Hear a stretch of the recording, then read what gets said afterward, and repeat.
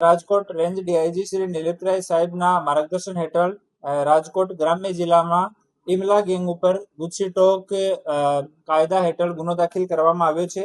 આ ટોળકીના કુલ 23 ગુના 23 જેટલા ગુના રજીસ્ટર્ડ છે અને આ ટોળકીમાં કુલ 8 લોકો છે. એમાંથી 6 લોકોની ધરપકડ કરવામાં આવી છે. એક આરોપી આમાં જ્યુડિશિયલ કસ્ટડીમાં છે અને એક આરોપીને હાલ પકડવાનો બાકી છે. ગેંગનો મુખ્ય સૂત્રધાર ઇમલો છે અને ઇમલાના નામથી જ આ ટોળકી પોપ્યુલર હતી. અને થોડા દિવસ પહેલા જ એ લોકો સુલતાનપુરમાં રાત્રિમાં એક થાર લઈ જઈને એને મારામારી અને ત્યાં તોફાન રાત્રિમાં એ લોકો કર્યો હતો.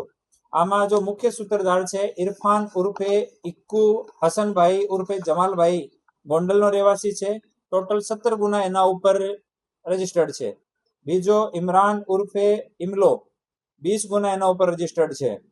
હુસેન ઉર્ફે ભોળિયો 9 ગુના, શકીલ ઉપર 2 ગુના, હસન ઇસ્માઇલભાઈ કટારિયા ઉપર 3 ગુના, સરફરાજ ઉર્ફે નોડી એના ઉપર 2 ગુના અને નવાજ ઉર્ફે બામ્બુટ એના ઉપર 1 ગુના, શાહરુખ ઇબ્રાહીમભાઈ પર 1 ગુના.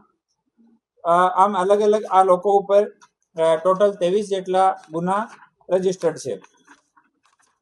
આ ગુનાઓમાંથી ખૂનની કોશિશના 2 ગુના, ગંભીર ઈજા મહાવેથાના 4 ગુના, ધાક ધમકીના 3 ગુના, આર્મ્સ એક્ટના 2 ગુના અને પ્રોહિબિશનના 12 ગુના આપના અલગ અલગ પોલીસ સ્ટેશન્સમાં રજીસ્ટર્ડ છે.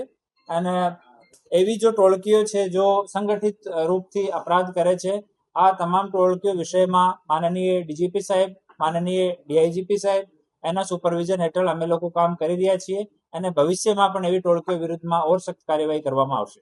કેટલાક લોકોને ચેતવાનું કર્યું છે, કેટલાક કહી રહ્યા છે કે 1-2 ગુનામાં ગુજસીટોક નથી લાગતી, પરંતુ આમાં 2 ગુનાઓ વાળાને પણ ગુજસીટોક લાગી જાય છે. તેને ચેતવાનું કર્યું છે.